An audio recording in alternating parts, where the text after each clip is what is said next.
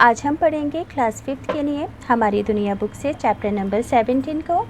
तो बच्चों, चैप्टर के साथ साथ hand to hand text book के क्वेश्चन आंसर भी लिखना सीख लेंगे ताकि अलग से कोई और वीडियो ना देखनी पड़े। तो पढ़ना स्टार्ट करते हैं। चैप्टर 17 का नाम है विश्व की शासन व्यवस्थाएं। यानी कि बच्चों, आप इस चैप्टर के अंदर विश्व यानी कि दुनिया की अलग अलग शासन व्यवस्थाओं के बारे में पढ़ोगे। देखो, शासन व्यवस्था का मतलब क्या है कि किसी भी देश का जो सिस्टम है वो किस तरीके से चलाया जाता है। जैसे कि कहीं पर डिक्टेटरशिप होती है, कहीं पर डेमोक्रेसी होती है। तो अभी आप जैसे जैसे चैप्टर पढ़ते जाओगे आपको समझ आता जाएगा। तो यहाँ लिखा है, एक दिन रौनक ने अखबार पढ़ते हुए अपने दादाजी से पूछा कि सरकार क्या होती है। तो दादाजी ने कहा, सरकार एक ऐसी व्यवस्था, एक ऐसा सिस्टम है जिससे देश का पूरा ही शासन चलाया जाता है। यानी कि देश को किसके ज़रिए चलाया जाता है? सरकार के ज़रिए ही चलाया जाता है। सरकार के मुताबिक ही सारे नियम, कायदे और कानून बनते हैं और देश को चलाया जाता है कि देश की जनता किन तरीक़ों से, किन कंडीशंस के अंदर देश के अंदर काम करेगी, कैसे रहेगी।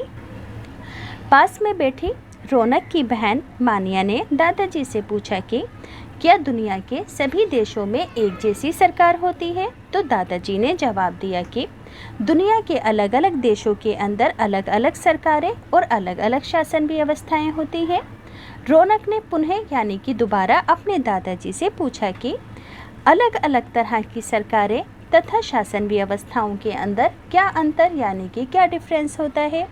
तो दादाजी ने उन्हें अपने पास बुलाते हुए कहा कि बैठो, मैं तुम्हें डिटेल के अंदर समझाता हूँ कि इसके अंदर क्या डिफरेंस होता है। तुमने अपने दादा दादी से राजा रानी की कहानियाँ सुनी होंगी। पुराने समय में राजा शासन करते थे यानी कि राज करते थे और अपने कुछ खास लोगों की मदद से कानून बनाते थे। राजा के बाद उनका बेटा राजा बनता था और कानून बनाने में अथवा उसे लागू करने के अंदर प्रजा की कोई भागीदारी, कोई भी मर्जी शामिल नहीं होती थी। सभी कुछ राजा के हाथों के अंदर होता था। जो राजा चाहता था वही कानून बनता था और इसमें प्रजा की कोई भी भागीदारी नहीं होती थी। तो इसे राजतंत्र कहते थे यानी कि डिक्टेटरशिप। ये सुनकर मान्यता ने पूछा कि क्या आज भी दुनिया में कहीं राजतंत्र है? तो दादाजी ने बताया कि हाँ, आज भी दुनिया के कुछ देशों जैसे कि ब्रुनेई, कतर, सऊदी अरब आदि के अंदर राजतंत्र है। यहाँ पर आज भी देश का शासन राजा ही चलाते हैं। फिर उन्होंने अपने दादाजी से पूछा कि हमारे देश की शासन व्यवस्था कैसी है, हमारे देश का जो सिस्टम है वो किस तरीके से चलता है। तो दादाजी ने उत्तर दिया कि हमारे देश में लोकतंत्र है। दादाजी, ये लोकतंत्र क्या होता है? रौनक ने फिर दोबारा उनसे एक और प्रश्न किया। तो दादाजी ने बताया कि लोकतंत्र का अर्थ है लोगों का शासन। क्या है लोकतंत्र का मतलब? लोगों का शासन है, क्योंकि राजतंत्र का मतलब क्या था? राजा का शासन। मगर लोकतंत्र इसके विपरीत होता है। इसके अंदर जो शासन होता है वो लोगों की मर्जी से चलाया जाता है। ये एक ऐसी शासन व्यवस्था है जिसमें देश की जनता किसी न किसी रूप में सरकार के अंदर भागीदारी लेती है।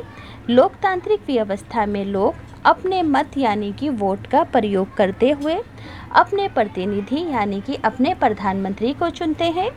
चुने हुए प्रतिनिधि मिलकर देश के लिए कानून बनाते हैं। यानी कि जनता जिन लोगों को चुनती है वही लोग देश के लिए कानून बनाते हैं। आज विश्व के ज़्यादातर देशों में लोकतांत्रिक शासन व्यवस्था है, जैसे कि भारत, संयुक्त राज्य अमेरिका, फ्रांस, दक्षिणी कोरिया, ऑस्ट्रेलिया, ब्राज़ील, जापान आदि देशों में। हमारा देश जो है भारत, ये देश विश्व का, पूरी दुनिया का सबसे बड़ा लोकतंत्र है। फिर दादाजी ने अपनी बात आगे बढ़ाते हुए कहा कि भारत के पड़ोसी देश जैसे कि म्यांमार में सैनिक शासन है, जिसमें पूरे ही देश का शासन सेना के द्वारा चलाया जाता है। पाकिस्तान में भी लंबे समय तक सैनिक शासन रहा है। इसके अलावा कुछ देश ऐसे भी हैं जहां शासन की सारी शक्तियां एक ख़ास विशेष व्यक्ति के पास होती हैं, जिनका प्रयोग वो अपनी इच्छा अनुसार करते हैं। शासन की इस व्यवस्था को तानाशाही कहते हैं। जैसे कि जर्मनी में हिटलर का शासन था, इटली में मुसोलिनी व इराक में सद्दाम हुसैन का शासन था। इन सभी को बच्चों क्या कहते हैं? जिस देश के अंदर किसी एक ख़ास इंसान की इच्छा अनुसार ही पूरे ही देश का शासन चलता है, उसे तानाशाही कहते हैं। यानी कि ये लोग जनता की मर्ज़ी के ख़िलाफ़ भी काम करते हैं। इसी वजह से ऐसे देश के सिस्टम को क्या कहते हैं? तानाशाही कहते हैं। अब मानिया ने दादाजी से पूछा कि सरकार कैसे काम करती है, तो उन्होंने बताया कि सामान्यतः सरकार के 3 अंग 3 पार्ट होते हैं। व्यवस्थापिका जो कि कानून बनाती है, कार्यपालिका जिसके द्वारा कानूनों को लागू किया जाता है, तथा न्यायपालिका जो न्याय देने का काम करती है। समझ में आया क्या बताया था? मान्यता को दादाजी ने कि सरकार कैसे काम करती है, तो सरकार के 3 अंग होते हैं, ये अपने अपने रूप में काम करते हैं।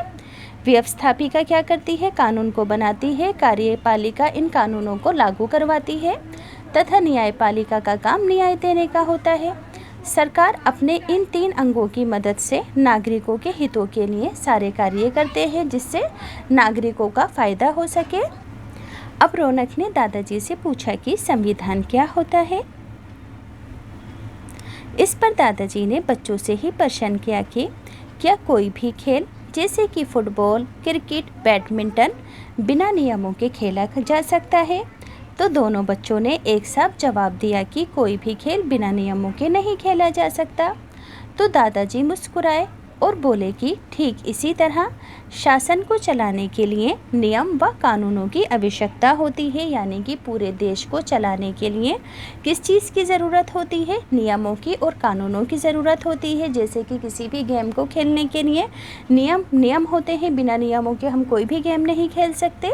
नियम व कानूनों की इसी पुस्तक को संविधान कहते हैं। इसी पुस्तक के अंदर सारे ही नियम, कायदे और कानून लिखे होते हैं। हमारे देश का संविधान 26 जनवरी 1950 को लागू हुआ था।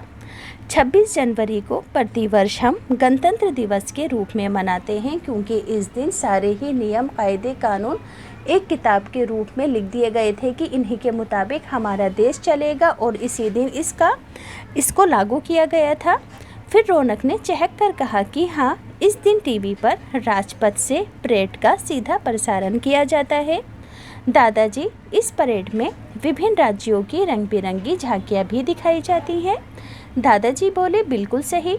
फिर दादाजी ने बताया कि भारत का संविधान विश्व का सबसे बड़ा लिखित रूप में संविधान है। पूरी दुनिया में सबसे बड़ा लिखित रूप में कहाँ का संविधान है? भारत का संविधान है।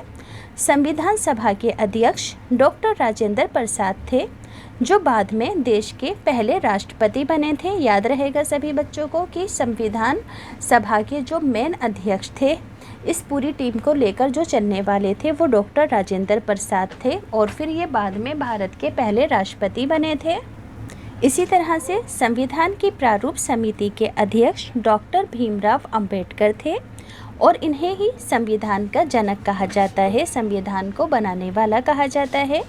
भारत के संविधान में सभी नागरिकों को समान अधिकार दिए गए हैं। किसी के भी साथ ऊंच नीच या भेदभाव जैसा रवैया नहीं रखा गया है। अगला टॉपिक है भारत के राष्ट्रीय प्रतीक, यानी कि भारत का जो ध्वज है वो तिरंगा है। राष्ट्रीय चिन्ह है अशोक का स्तंभ, अशोक स्तंभ पर अंकित सिंह। राष्ट्रीय गान है जन गण मन। राष्ट्रीय गीत वंदे मातरम।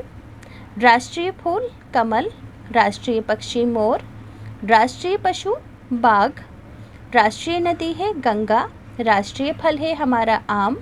राष्ट्रीय खेल है हॉकी, और हमारा राष्ट्रीय वृक्ष है बरगद। इसके अलावा बच्चों राष्ट्रीय जलीय यानी कि पानी का जीव है गंगा डॉल्फिन। अब है टेक्स्ट बुक के क्वेश्चन आंसर। पहला क्वेश्चन है कि सरकार का क्या अर्थ है? तो सरकार एक ऐसी व्यवस्था है जिससे देश का शासन चलाया जाता है। अगला क्वेश्चन है कि राजतंत्र किसे कहते हैं? तो राजतंत्र में राजा शासन करते हैं और अपने कुछ खास लोगों की मदद से कानून बनाते हैं। राजा के बाद उसका बेटा राजा बनता है। कानून बनाने में अथवा उसे लागू करने में प्रजा की कोई भागीदारी नहीं होती है, इसे राजतंत्र कहते हैं। सरकार के विभिन्न अंगों के नाम बताओ। तो आंसर लिखोगे सरकार के विभिन्न अंगों के नाम हैं व्यवस्थापिका, कार्यपालिका और न्यायपालिका। अगला क्वेश्चन है भारत का संविधान कब लागू हुआ। तो आप क्या लिखोगे भारत का संविधान 26 जनवरी सन 1950 को लागू हुआ। अगला है किन्हीं 3 लोकतांत्रिक शासन व्यवस्था वाले देशों के नाम बताओ जहां पर लोकतंत्र को अपनाया गया है, यानी कि जनता अपनी मर्जी से वोट देकर अपने एमएलएस, प्रधानमंत्री वगैरह का चुनाव करती है। तो भारत, जर्मनी तथा जापान तीनों ही लोकतांत्रिक देश हैं। फिलिप्स है सऊदी अरब देश में राजतंत्र है। भारत में लोकतांत्रिक शासन व्यवस्था है। कानून की पुस्तक को संविधान कहा जाता है। संविधान सभा के अध्यक्ष डॉक्टर राजेंद्र प्रसाद थे। डॉक्टर भीमराव अंबेडकर को भारतीय संविधान का जनक कहा जाता है। मैचिंग है म्यांमार में सैनिक शासन है। ऑस्ट्रेलिया में राजतंत्र है और सऊदी अरब के अंदर, तो बच्चों सऊदी अरब के अंदर राजतंत्र है और ऑस्ट्रेलिया में लोकतंत्र है। ये उल्टा लिखा हुआ है, सऊदी अरब के अंदर राजतंत्र है और ऑस्ट्रेलिया के अंदर लोकतंत्र है और म्यांमार में सैनिक शासन है।